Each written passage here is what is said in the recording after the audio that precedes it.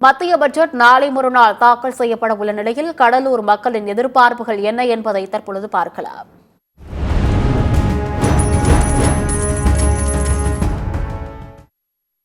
இந்த நிதிநிலை அறிக்கையில் விவசாயிகளுக்கான சாதகமான அம்சங்கள் நாங்கள் வரவேற்கிறோம். குறிப்பாக நாடு முழுவதும் இருக்கக்கூடிய தொடக்க வேளாண்மை கூட்டுறவு வங்கியில் விவசாயிகள் வாங்கிய பயிர்க்கடன்கள் தேசிய வங்கியில் வாங்கிய பயிர்க்கடன்களை தள்ளுபடி செய்ய வேண்டும்.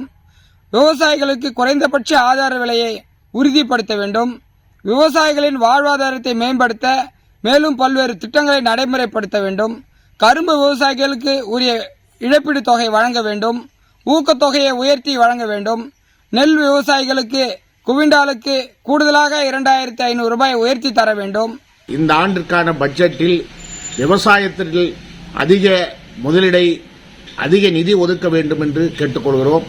அதே நேரத்தில் விவசாயத்திலே இயற்கை வேளாண்மைக்கு அதிக முக்கியத்துவம் கொடுத்து அதிகப்படியான நிதி ஒதுக்கி மத்திய அரசு உதவ வேண்டும். இன்றைய காலகட்டத்தில் விவசாயிகள் மிக பாதிப்புக்கு உள்ளாக்கியிருக்கிறார்கள். பல கட்ட புயல்களினாலும் கடும் மழையினாலும் வேளாண்மை தமிழகத்திலே குறிப்பாக கடலூர் மாவட்டத்திலே விவசாயிகள் முழுமையாக பாதிக்கப்பட்டிருக்கிறார்கள். அந்த விவசாயிகளுக்கு அவர்களுக்கு பாதிப்புக்கு தகுந்த நிவாரணத் தொகைகளை ஒதுக்குவதற்கு வழங்குவதற்கு இந்த பட்ஜெட்டிலே கூடுதலாக தமிழகத்திற்கு நிதி ஒதுக்க வேண்டும் என்று விவசாயிகள் எதிர்பார்க்கிறார்கள். அதனை முழுமையாக இந்த மத்திய பட்ஜெட்டிலே இவர்கள் ஏற்படுத்தி தர வேண்டும் என நாங்கள் கேட்டுக்கொள்கிறோம்.